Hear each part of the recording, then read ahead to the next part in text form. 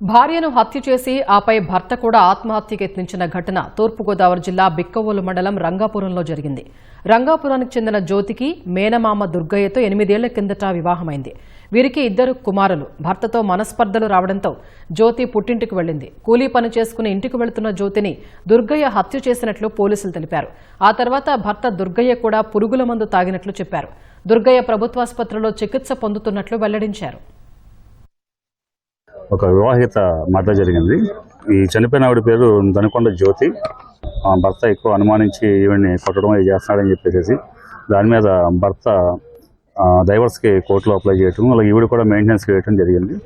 దానిలో అప్పటి నుంచి వీళ్ళతో గొడవలు పడుతూ ఉన్నారు. ఇద్దరు కూడా కాపురం చేయట్లేదు. 4 రోజులు వెళ్ళడం, మళ్ళీ కాపురం చేయడం, గొడవలు అవడం, మళ్ళీ తిరిగి వచ్చేయడం జరుగుతూ ఉంది. సో ఈ అమ్మాయి పుట్టింటికి వచ్చేసిన తర్వాత అమ్మాయికి 2 పిల్లలు. దాంట్లో పెద్ద కొడుకు ఏమో భర్త దగ్గర ఉంటున్నాడు, చిన్న కొడుకు ఏమో ఈ అమ్మాయి దగ్గర ఉంటాడు. ఈ అమ్మాయి రెగ్యులర్గా ఏం చేస్తుంది, కూలి పనికి వెళ్తూ ఉంటుంది. ఈ డైవర్స్ పక్కన కోర్టు జరుగుతూ ఉంది, మెయింటెనెన్స్ కోర్టు జరుగుతూ ఉంది.